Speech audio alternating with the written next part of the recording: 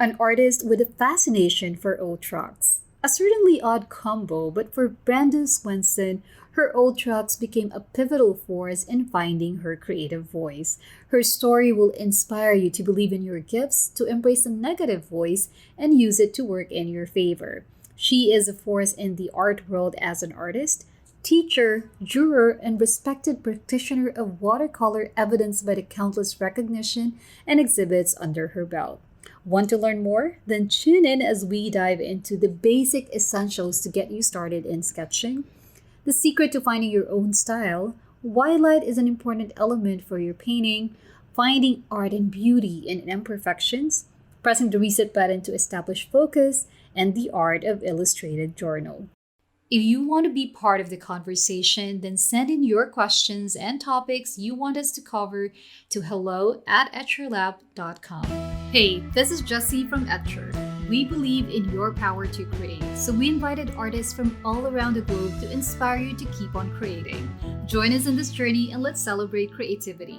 This is Make More Art, the podcast. Talk about your journey at first, how you started. I mean, I've seen videos of you talking about your journey. You started at a pretty young age, but I would like you to take our audience through your journey of how you started with art. Okay. Very good. How much time we got? I could listen to you all day, I think. Okay. Yeah, it was definitely started like everybody else, very young. And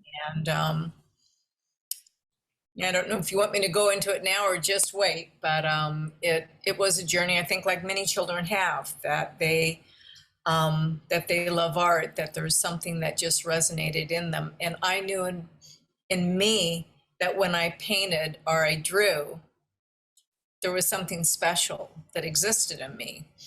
And I knew that some of my friends were really good with singing or dancing or doing stuff like that, but I knew that really wasn't me. And the art became kind of a way to have a voice. Okay, and a voice is a big thing that I like to talk about. Voice is also technique and how we're being recognized with our artwork. But with me, that the art, I knew through images and words, I could say more than I could just by saying it aloud.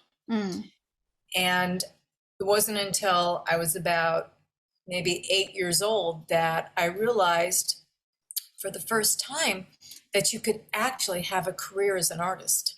And I was sitting in the back seat of a station wagon going down the freeway, and I saw this big, signage that talked about go to school to be a professional artist. And I thought, wow, because my sister was going to be a nurse, the other one was going to be a writer, and I could actually be an artist. And so I chimed up in the back seat and I said, I know what I'm going to be. I'm going to be an artist.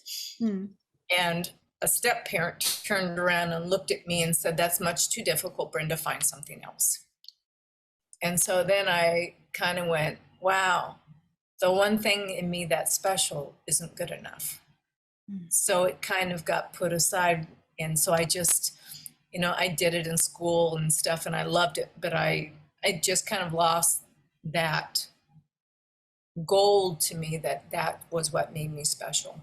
And it wasn't until my mid-20s when I got married for the second time and a husband who encouraged and nurtured that. And then I started going to the local community colleges and it just took off very quickly from there. But yeah, it's people can hurt people by what they say. And so I'm very, very careful when I teach that you can damage somebody. That's a really good point. And thank you for sharing that story and being vulnerable enough to share that side of your story growing up and having that dream and finding that goal, like what you mentioned of this is me, this is what I want to do at a tender young of eight, right? And you know exactly what you want to do. But you're absolutely right about, sometimes when we have our own dreams and then someone maybe unintentionally may say something that could really shatter that. But I'm glad that you found someone, your husband, you said, who supported you. I mean, from 8 to mid-20s, that is a huge gap of not doing art. But well, and I did it. I mean, I still did it, but there was something that it took that feel in a way that I thought Uh-huh. that that was what was special in me. Mm. It took that away. And, Yeah. that was something that was, I mean, I still went on and I took art Yeah. classes and I took crafts classes, but I never thought it was anything that could be more than just a hobby. It wouldn't be Ah. anything more special than that. Mhm. And now to be in this place in my life where I teach workshops nationwide and abroad, I'm constantly on the move. I'm during international shows. It's just, this, from what I was told that I wasn't good enough for. Yes, I was, and Absolutely. maybe because when I went to school, I was afraid that I would find out that she was right and I wasn't good enough. Uh-huh. And Mhm. so I may have worked harder than others, Mhm. right? Because I couldn't have that be the truth. Right. So, yeah. And I'm glad that you did. I'm glad that you didn't stop and that you didn't allow that. Sometimes it could be just something that like a nagging feeling on your shoulder that you have to prove yourself because someone said that you're not enough. But I think over the years of you doing art, that mindset shifted because you kept talking about the voice. And from what I've read and watched some videos of you, you mentioned earlier that's a huge thing for you that you talk about Yeah. in your mid 20s when you finally started embracing fully art. Would you say that when you realized that you found that voice, that you knew exactly what medium to use, what style, and what it is that you really want to do with art? Wow. When did you know what? Um, this wasn't a path I set for myself. Okay. Mhm. There were opportunities that happened and there were doors that opened. And I Mhm. was just excited enough to step through and find out what would happen. Okay. So, even though I started taking a lot of art classes, I was taking oil, I was taking illustration, I was taking design, I was taking graphic design. I was doing all of these courses. None of them were watercolor. Hmm. Okay. Wow. Okay. Yeah. Yes, that's very interesting. Okay. And then it wasn't until I basically exhausted all the classes I could that I Mm. finally took a watercolor class. And it was so bad that I didn't try watercolor again for 3 years. Wow, really? That bad. Okay. Okay. That I mean, I had come to the class so excited. I bought all the colors. I laid every color out of my palette.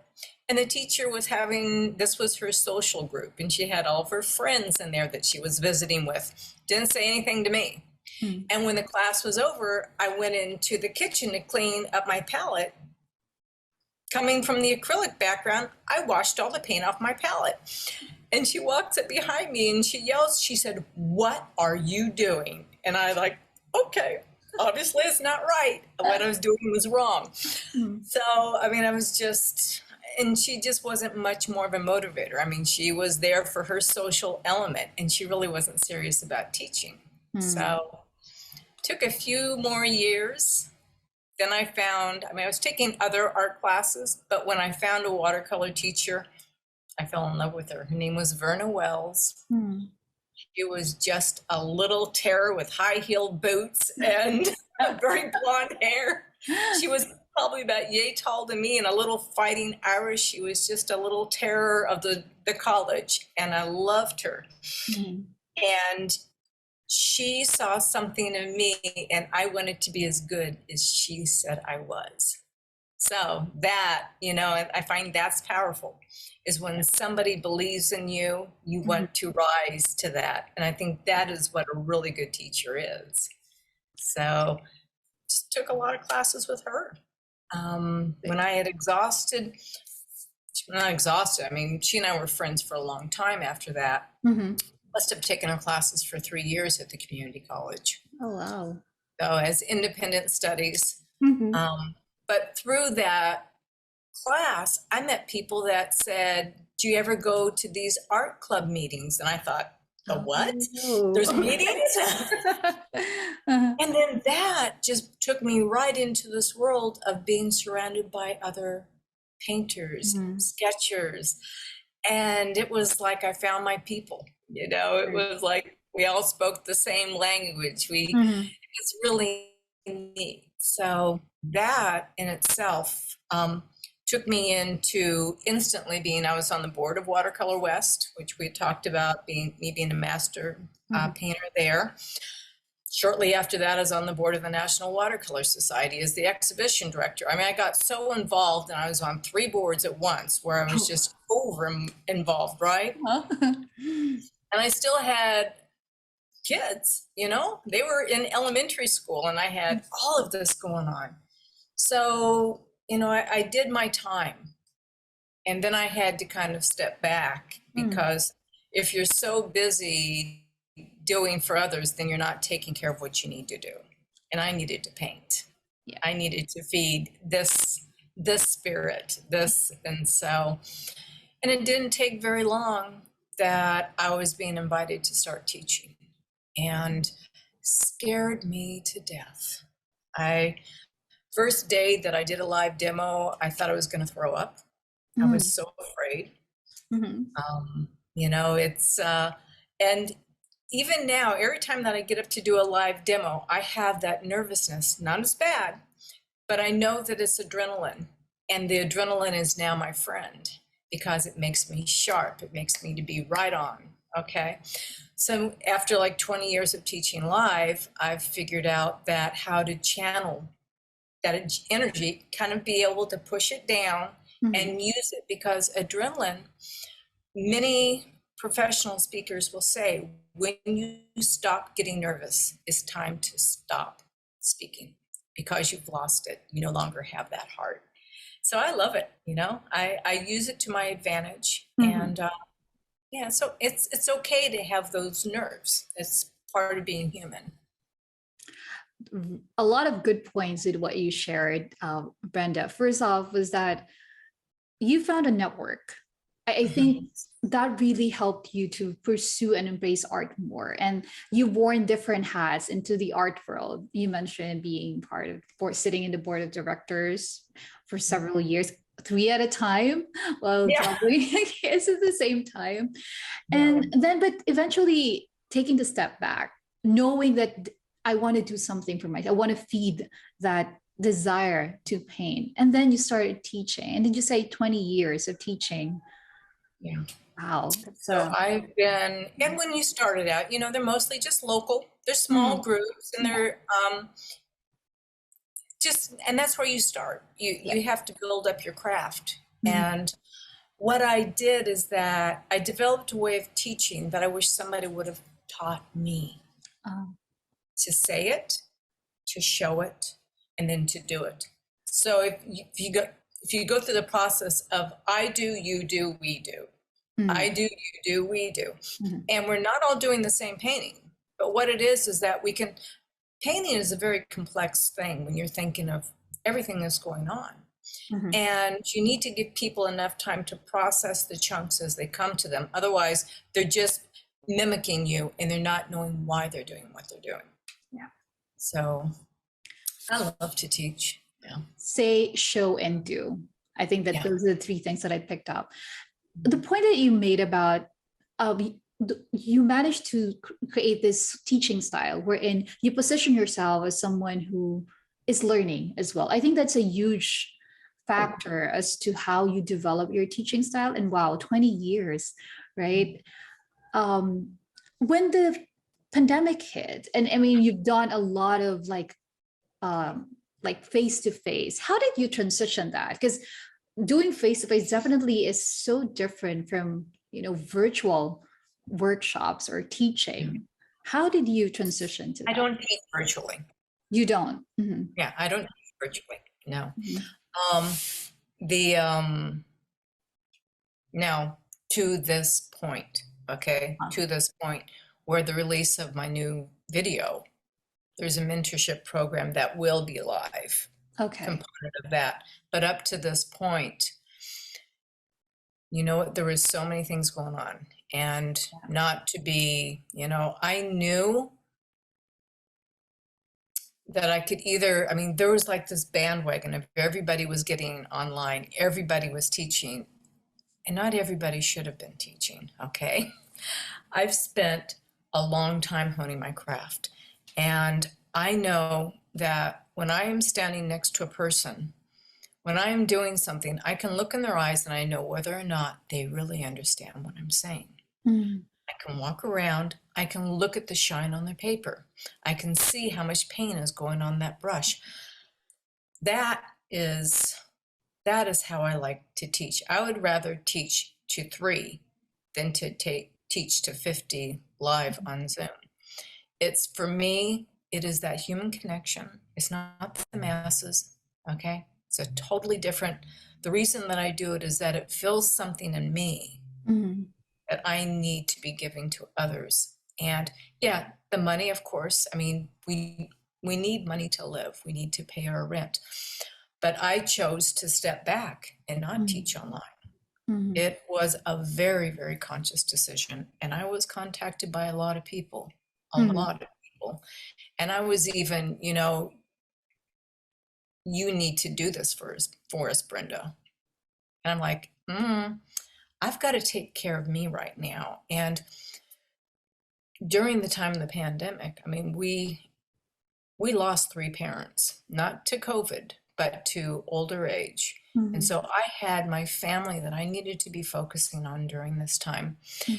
So I stepped back to focus on what needed to be taken care of here as a healthy person in my family.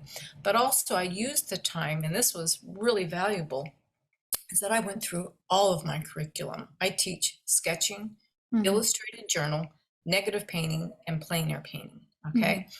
I went through all of my curriculum, everything, just gleaned everything out of it that I felt that needed to go away. I kept some stuff. I've revamped the way that I'm working. And not only the teaching, but as far as my own work, I Mm. was teaching up to 18 workshops a year. Okay. Mm. And I don't teach in November and December. Mm. All those were taking me away from home. I was pushing really, really hard. And something happened when the pandemic hit, and it allowed me to hit a reset button. Mm. Now, when your computer kind of goes spiraling off, Yeah. and you can hit the reset button and everything comes back to where it needs to be. And Mm. actually, the pandemic allowed me to do that. Okay. Okay. So I started focusing on my craft. I was traveling so much, I wasn't focusing on my work Mm. again. I got too busy, just like when I was volunteering. My work got better. I was planning as I went forward to teach. What was I going to teach? How was I going to do it differently? So, yeah, as bad as the pandemic was, I chose to kind of focus on a few different things. Thank you, Brenda. I specifically like the fact when you mentioned reset. And given the number of years that you've been doing teaching and painting, hitting that reset button or the pandemic allowing you to press reset, I think one thing that I got from what you just shared as well was balance. Finding that balance, and I think that's really important, to be able to recollect yourself and find that balance, so that you kept mentioning this as well. You take care of you, you'll be able to take care of others. And in your line of work, I think that's really important, especially that you are teaching something to someone. Balance and having be able to gather yourself fully, I think that's very important. Yeah. You mentioned different styles. You have sketching, you have plein air, and I know you've done different mediums as well, but it is watercolor that you do right now. In terms of style, how did you come up with the style that you have right now? I know it took years, of course, to be able to find and Oh, arrive to that. oh, I love. But how did you, yeah, can you take us through that journey of Oh, finding yeah. your style? Mhm. I was writing notes to myself on that very, very Okay. topic. You're right on cue. Mhm. Gosh, people say to me all the time, style, how do I know my style? And I was thinking, wow, Good question. yeah. And I realized I had a style when the day somebody said to me, I can always recognize your work by the way you handle light. And I thought, that's my style. You just have to keep painting. And I don't want to have this come across as wrong, Hmm. because I want to be very, very careful. is that there's so much beautiful work out there, right? And, with social media and Instagram and Facebook, we're just being fed all of this stuff all day long. And I think it kind of pollutes our thinking. Okay, we do a little bit of this, a little bit of that. We're not settling down. And if you want to find your style, you have to paint. And what do you have to paint? Find that thing that you absolutely love. That thing can be what was for me that got me recognized was old trucks. My thing was old abandoned trucks. Now you look at me and you think, well, what was that about? People they didn't know why I would paint old trucks, but the truth is I was painting an old truck because a truck came into my life when I was going through a very, very big loss, and I lost the heart to paint. And my husband knew that I loved these old classic trucks, and he got me one. And I fell in love with this truck. And the reason I fell in love with it is that I started looking around and I noticed that its dents, its dings, things that happened to it in its life or its storyline. And it was those things that made it something to tell. It had a story behind it. Instead of just looking at shiny chrome and all these really beautiful stuff. And I started to see in myself that it was these flaws that made me who I am today. Not something ugly, but something of beauty with character lines. So I didn't realize it, but when I started painting these trucks, people started recognizing my style. Number one, my subject matter was mine, okay? And the way that I was painting it, the way that I handled color and light. So if you want to find your style, find something you love and paint it and paint it and paint it over and over again. I must have done over 22 paintings of these trucks. Wow. Some of them were 52 inches long. I mean, they were rolls of watercolor paper. Yeah. And I just painted them until I knew everything about them. And people could tell that it wasn't just about a broken down truck. I was in love with those trucks, and people can read that, okay? So whether you love painting landscapes, you love painting your family, you love painting still lifes, if you paint something you love, you'll get to know it inside and out, up and down. And then once you know your subject matter, that is when you can really start pushing design, color, all of that stuff. Find something you love. Paint it, paint it, paint it. Now, the other side of that is, as I was talking about, we're seeing all these images that are coming through Facebook and Instagram. And I mean, it's a blessing. During the pandemic, that was my lifeline. It really meant a lot to me. But people have to be careful because I want to explain this very clearly because I don't want to say that it's bad. Okay, you can hear somebody sing just like Celine Dion, okay? And it makes something happen. Or you hear the voice of Sean Connery and that resonates, that deepness. You can feel it in your chest. You listen to an impersonator do it and it's kind of charming for 5 minutes, but you know it's not the real deal. Okay, so when you're learning your craft and you're studying with one of these wonderful painters out there, in a way you're just being an impersonator. You have to find your voice. Those are their voices. That's Celine Dion's voice, that's Sean Connery's voice. That voice is how you'll be recognized. Mine was trucks, mine was light.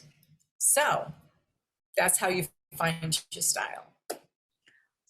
Very well said. And I was actually, one of the questions that I have is about trucks, because I've seen that. So yeah, you're also right on cue when you mentioned about how you transitioned to trucks and how trucks changed the way that you do art.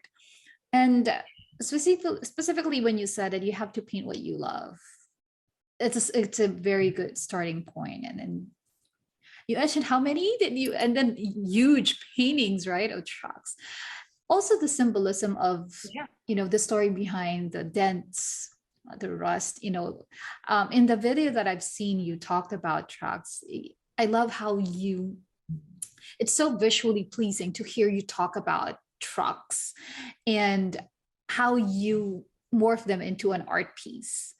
Like every side of it has a story. And when you um, relate it to your experience, that these are not flaws, that these are stories which add up to your character lines. I love it. So beautiful and it's so powerful that I'm glad that you brought it up as you shared about finding your style, because merging those two together, it's more than just finding your style, but embracing the stories and everything that you have gone through. So thank you for sharing that, Brenda. You mentioned light and the way that people recognize your work because of light. In one of the videos that I've watched with you on it, and you talked about how you would stand in and observe for 20 minutes, just watch light touch the subjects like the leaves, the trees, and it fascinates me that you are taking that time to really observe.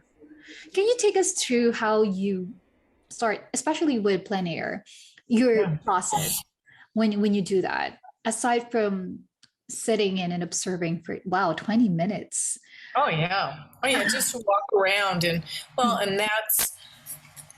I'm lucky that I live in an area, Southern California, that has nice weather year Mm. round. It's kind of hot right now, but it's nice. And walking on a daily basis is a big part of what I do. To Mm. look at light, to look at what's happening, look at the shape of the shadows, look at the color of the shadows. Okay. So when I'm getting ready to paint and I show up on location, there's many things I'm looking at. A lot of people will sit down because their friend is sitting down right there. Yes. That might not be the best reason. Okay. It's always good to have a buddy, but what resonates with your friend may not be what speaks to your heart. Okay. So we're back to again, paint what you love. Okay. And for me, it's the shape of the light and the Mhm. shape of the shadows, what's happening. So I'll walk around and I'll think, okay, I know it's going to take me, let's say, 20 minutes to draw this. The light might not be perfect right now, but Mhm. if I'm looking at where the sun is moving through the sky in 20 minutes, it might be perfect and I can have my drawing done by then. So I'm looking at the light. Where's the light right now? And if I don't have an umbrella, which I don't like to carry umbrellas, and I don't want all that stuff, okay? That I'm going to think, okay, am I going to be in full sun in 20 minutes? Because that's not going to be good. I'm going to be too uncomfortable. I Mm. usually sketch between 9 and 12. Those are my favorite hours. Okay. Not that I'll sketch for 3 hours, but those are my favorite. Those are the sweet hours to me. Mhm. So I'll walk around. I'll be looking at where is the light? Where is it moving? Where can I sit? And what will my subject matter look like in 20 minutes? That's what I'm after. Wow. Like what I said, I'm really fascinated with your process, especially when you talk about light. And I think in that video, you also mentioned that light carries color. Yes. And I was like, wow, that is so refreshing to hear you talk about light in that manner. Why does it carry color? Would you care to Well, expound on because that? it bounces, it Mm. carries. And so if you have, let's say, okay, grocery stores around here are generally white. Okay, we can say Pavilions or Vons just for a generic name, but it's sitting in a gray parking lot. Mm. Okay, it's not going to bounce any color on the side of it. When the light hits, it's gray. So your shadows are going to be kind of lackluster. Mm. But if you have a white house and it's sitting on green grass, you're not going to see gray underneath the eaves. You are going to see the bounce color being carried up into that, and it's anything but gray. Okay. So I'm always looking at what are the colors around? Mhm. What, and even if it's just slight, it's okay to lie a little bit. Okay. You see a little color, push it some more. And so I'm looking to see what is the color, what that will be carried, what is the shape of the shadows. Okay, cast shadows are hard edges, form shadows are soft edges. And so I'm trying to look at the subject matter, and I literally trace with my eye, where's it going to be in hard edge to go into a soft, how is it going to move back up? And sometimes you need to stretch a shadow to link them together, because one after another looks like piecemeal. It doesn't hold together. You can link shadows together, you can hold a painting together. So shadows will do your work. Those Okay. are really good points. Those are really good points. Thank you. Thank you, Brenda. Wow. Never really thought of, I mean, I've heard artists talk about light in different manners and how important it is. And when you talk about Light reveals shadow, form, mm-hmm. color, and texture. Without light, you have none of them. Okay. It is magic. It's awesome. Love it. Love it. Yes, I can't live in a gray community, you know. I need light and You need color. light and color. Yeah. Mm. Mm-hmm. Okay. Yeah. Speaking of your process, right? I know for a lot of our listeners, most of them are hobbyists and beginners. Yes. What would you say? I mean, you've been doing this for a really long time, and not to sound that you're dated, right? But I mean, but you've been doing this. I mean, your experience. You have done classes. You have done exhibits. But if you are to talk to your younger self when you were starting out, what would you say? And to our audience as well, who's starting out, or probably in the fence, too scared to even start on a blank sheet of paper. Well, the thing is, we all start at the same place. Okay. So I started there too. So Mhm. don't be afraid of being where you're at, because that's where everybody begins. Okay. Some people may have had a little more education in school. Some people come into it completely just out of left field. You know, all of a sudden the kids are in school and now they have an opportunity. Mhm. And they don't have the education. So the thing is, do it because you love it. Okay. Don't compare yourself to others. Okay. Because you're comparing your insides to their outsides and they're not going to match up. Okay. We all come from a different background. Mhm. Enjoy the process. It's all about the process. And the thing is, people ask me, what is my favorite part of a painting? And it's being in it. Not being done, not starting, being right in the middle. Enjoy the process, because when it's over, you're just going to do another. Enjoy the process. Okay. For those who are new to it, start simply. Don't expect, if we're talking watercolor, to do a full sheet painting, because you're going to get disappointed and you're going to think, you know, I'm no good. I can't do this. Create little jewels. Lots and lots and lots of little jewels. Little jewels might be 4x6, 5x7, 8x10. You know, you work in a size that you're comfortable with. Robert Jen said, it's better to have a small diamond than a large piece of glass. Little jewels. That's so, you know, even when I go outdoors to paint, rarely would I ever use an easel. Rarely. Only when I'm in a plein air competition would I put up an easel. Okay. I prefer having a sketchbook in my lap. Mhm. You know, I'm comfortable. I'm sitting there. If somebody comes walking up and I don't feel like sharing, I can put my thumb in the sketchbook and the sketchbook shuts, and I don't have to share. Okay, you have a sense of privacy, because in every sketch that you're in, there's going to be a really awkward point. You don't want anybody to look at it. They all have that. Okay. When you have an easel, it's like it's a white sail that everybody's saying, come look at me. I don't like to do that. Okay. Okay. So on location, I would say 98% of the time I'm working in a sketchbook. Okay. I love them. And I even suggest, especially for beginners, to have a sketchbook. Have a good sketchbook. what they will do is that you'll start to see growth happening through these books instead of all these loose pieces of paper floating around in drawers, under the bed, and who knows where, trunk of the car. You get a lot of paper going, okay?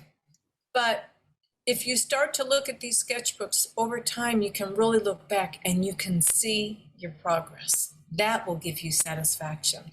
All of my books are dated and they are numbered. And you probably can't, you can just turn you a little bit, but right over here off to my shoulder right there is a large case that has all my sketchbooks. They are my treasures, okay? My paintings, and I don't want to get too far off, but my paintings have a purpose to go out into the world and live their own lives in somebody's house and exhibits. But sketching I do for me, okay?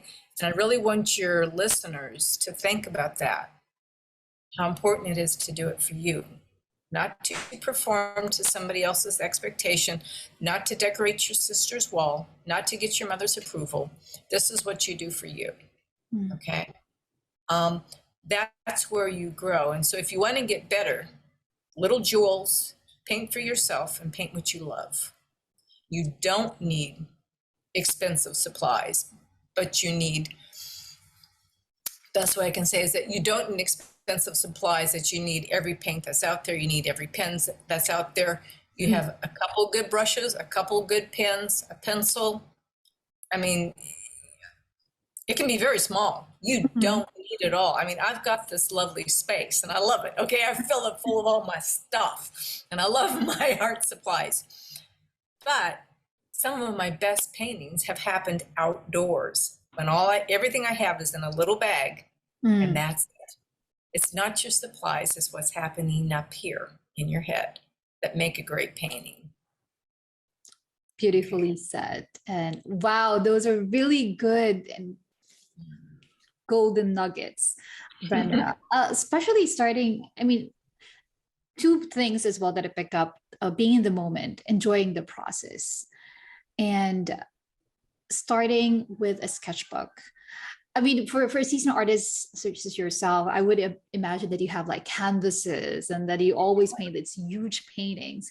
But hearing you talk about how many sketchbooks, like you're showing us in your shows, is how many sketchbooks you have, and the ability to go from different places with just your sketchbook, that is empowering for someone who is starting and a beginner, that you don't need to have a lot of supplies. You can just pick up your sketchbook and just fill it out and paint your heart out. So thank you for emphasizing that. I think it's really powerful to hear it from someone who has been doing this for a really long time, that you started from the exact same place that they are right now, and look at where you are now. I mean, sharing this your experience and knowledge with the rest of the world, who inspiring them to make more art. Now, I know that you said that you've been teaching for a really long time, and recently you shared the Art of Illustrated Journal. Would you like to talk a little bit about that, Brenda? I'm interested because I know you mentioned earlier that it's important for you to have like this face-to-face interaction, that human connection when you teach. But this is a different take on teaching. So can you share a little bit more about the Art of Illustrated Journal? Yeah, the course that I just did is through Go Terracotta. The Illustrated Journal is extremely personal. They are, whenever you put the written word with an image, it's just a little bit more personal, okay? What I found when I first started traveling is that often I would do a sketch, then I have like a little paragraph beneath, right? Next page, do another sketch, little paragraph beneath.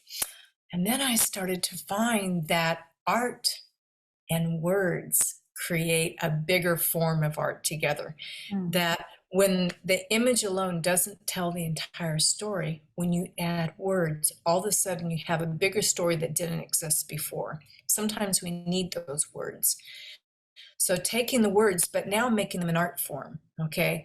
Not that all this kind of calligraphic, gorgeous writing, because it's not. I mean, it's not. But it can be design, okay, where you, or maybe there's a main header on the page that will be large, and then that there's smaller writing. And the reason that I talk about that is that words become page design and balance, okay? Where maybe you have a big image here and you've gone across a page and you realize that your page isn't holding together very well. It's too lopsided off to one side. You can fill it with writing over here, and all of a sudden the entire page now has a good design and balance to it. So you use them to kind of accent each other, to tell a bigger story. Sometimes these illustrated journals are more of a personal reflection in our lives, that we're trying to process something that's happened or something that we're going through, and it becomes a place of healing. You know, when I can take something out of here and I can put it onto a page, I release it from myself. Okay, I may carry that burden again, but for that period of time it is released. And so I use these books as a way to process life, to process grief, the highs, the lows. That's what life is. It's never all one or the other, hopefully. And that also I use them as a way to record when I travel. You know, it's to put more than just the name of the building. I want to have an experience. And when you interject words into the writing that talk about our senses, not only what you saw because you've drawn it, now you're going to talk about, what did I smell? What did I hear? What did I feel? Was the sun on my back? Could I hear, people talking in French off in the corner? Was there baguettes being baked in a store that's nearby me?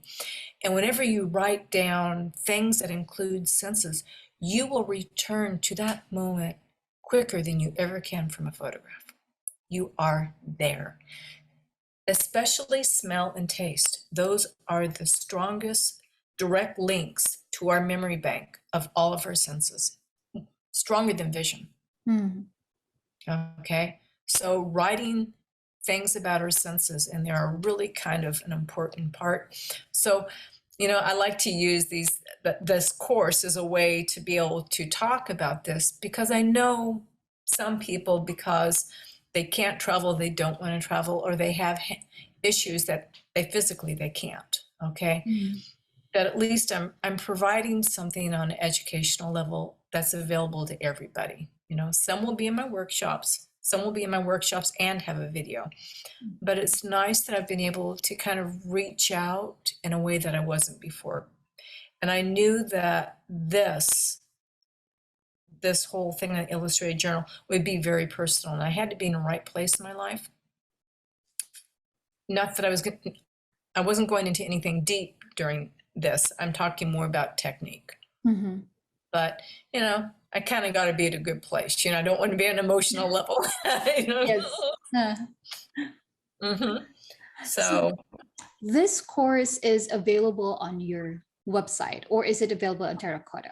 If you go to my website, You you can just underneath DVDs and videos, you can find a direct link. Yeah. Okay. Yeah, I love your website as well.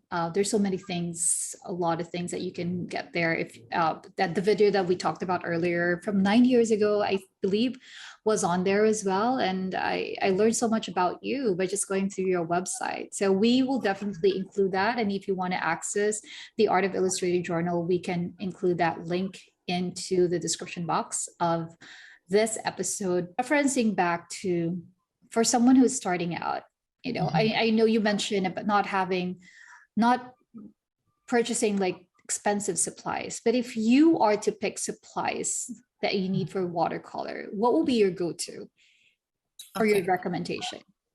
Well, when it comes to paint, it's better to have fewer colors of good quality. Okay. I'm a Daniel Smith brand ambassador, so those are my preferred paints. On my website, I do list paints for negative painting or sketching, so they are there. There's a drop down. You can see it.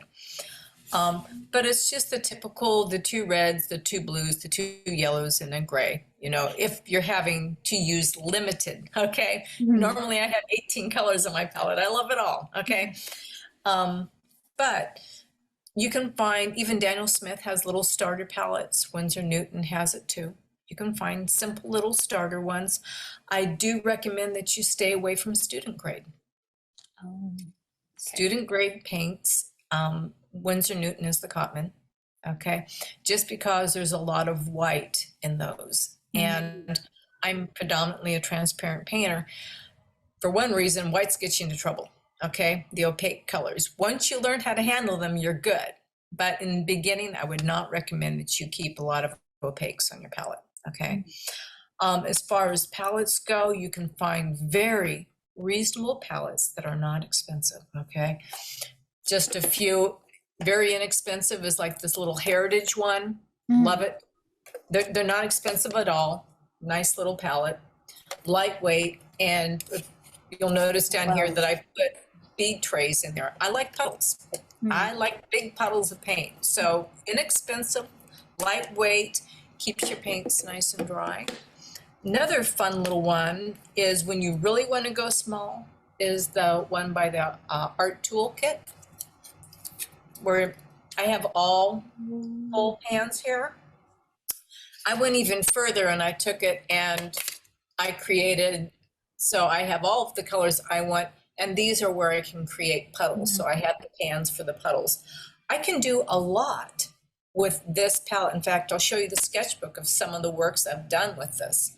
Okay. So it's very small. When I get done painting, I just put it into a Ziploc bag and it takes up no space at all. It's like a makeup palette, actually. Yeah. I've seen people actually take little shadow, little containers that have shadows in there, take all the shadow out and put paint in there. That's a brilliant idea. You have a red, blue, and a yellow, and a gray. You've got everything you need. So Right. I actually have one. When it comes to pens, I would get a waterproof pen and then maybe a water soluble like a Tombow, so it moves, and then a pencil. You know, you don't need a lot. Literally all of my pens and pencils and brushes are in here, okay? So you don't need a whole lot, a couple erasers, but once again, you go to my website and I have it all listed there. But doesn't take a whole, I mean, it's just very, very simple. When it comes to brushes, you need to have a flat. It doesn't have to be a large one. I go between synthetics and natural hair brushes. Okay. So, and this is just a little selection of brushes I keep in that little pouch. Okay. So it doesn't take very much. A small, medium, and large being maybe a 10 or a 12. If you are new, maybe a 12 is going to be too big. That's okay. One place that I splurge that nobody else needs to is fountain pens. I have an obsession with fountain pens. You don't need a fountain pen. It's not the pen, it's the person behind it, okay? It's fun. But some women spend money on shoes. I spend money on fountain pens. I love to pick them up when I travel. I go to antique shops. I have them revamped. I love them, okay? When it comes to sketchbooks, I'm going to show you 3 different ones. This is just a Stillman and Byrne 8x10. I call these illustrated journals. Oh.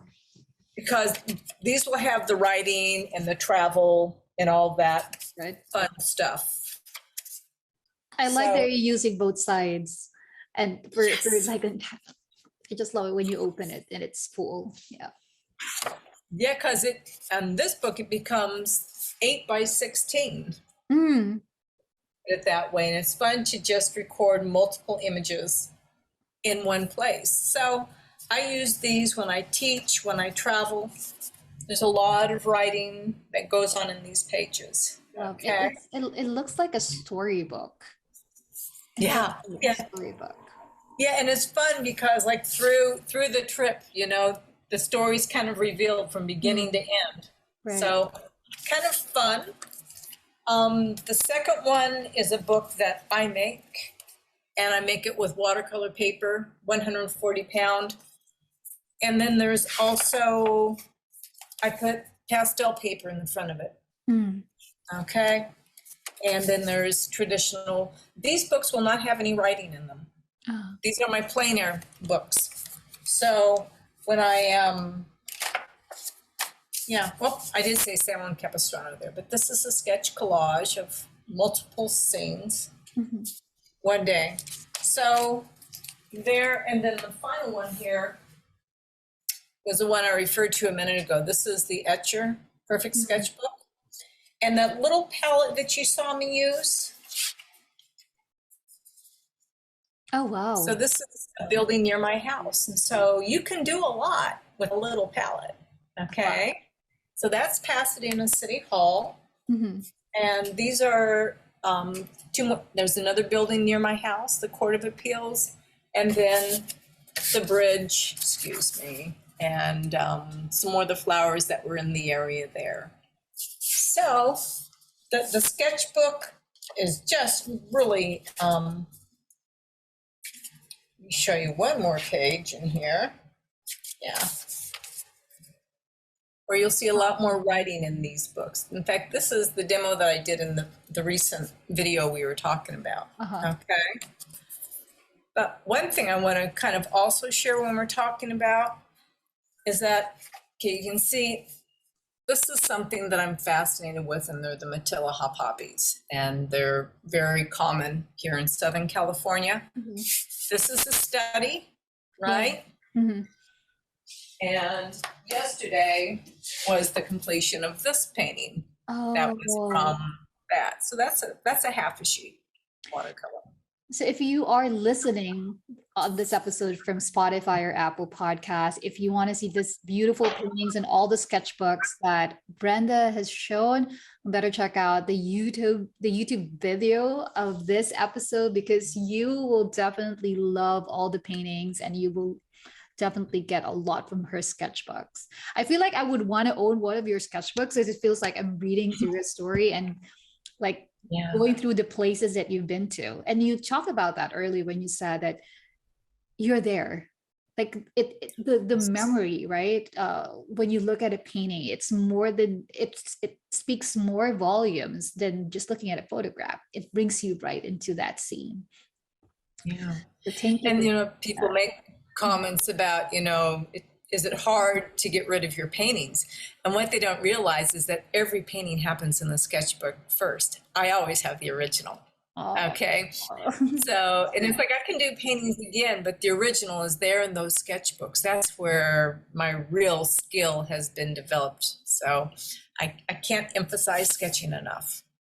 Now, before we wrapped up, Brenda, I know you talked about art in a sense that it sort of completes you. It's your safe place. It's something that it's your voice. In that video that I've seen 9 years ago, you talked about art, and it's really beautiful. So I guess I would like to throw in that question again. What is art for you, and how has it influenced your life all these years? Oh, geez. End on an easy question. Well, it's how I process life. It's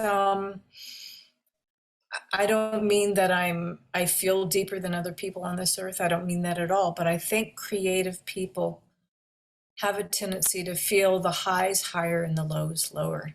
And it's a way to kind of process, especially this very difficult time that we've gone through. Okay. It didn't make sense to any of us, this situation that we're put in. And the illustrated journals became very, very prominent during that time. Art, whether it's an illustrated journal, whether I'm plein air sketching, or whether I'm painting, it is a way for my voice to go out into the world where maybe I am not, okay? Even just on different social media platforms, people know who I am by my images, okay? That is me. And I want to be very careful about the me that I put out there in the world. There are some things that we create that we have to create because we need to, that we need to it's just a very difficult thing in our lives. And I don't feel that we have to share everything we create. Some things we create for us and other things we create to share with the world. And I'm selective what I put out there. Okay. There's enough ugliness in the world. We don't need to add to it. Okay. Thank you so much, Brenda. My God, you have given us so much in just, wow, how many minutes of your time. Thank you for being so generous with your knowledge, with your wisdom, and all those golden nuggets. We've talked a lot about a lot of topics in this episode. And like what I said, I can listen to you all day talk about your journey.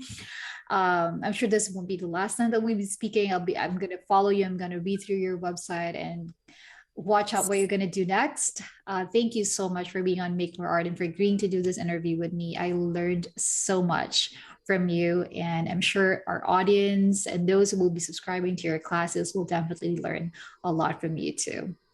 Thank you, Jessie. It's been a joy. You've asked great questions. This has been a really fun time shared together. Thank you so much. Enjoy your day. I know you have plans for the rest of the day, so take care of yourself, and I'll speak to you again soon. Thank you so much, Brenda. As I was listening to Brenda talk about art and how her old trucks became her North Star to finding her creative voice, I start to wonder, what is it that I really love to paint, to do, and to create? I believe that this is a question that we should all be asking ourselves. So let's take on the challenge and answer this question. Do share with us your answers through the comments associated with this podcast at etrolab.com/Brenda.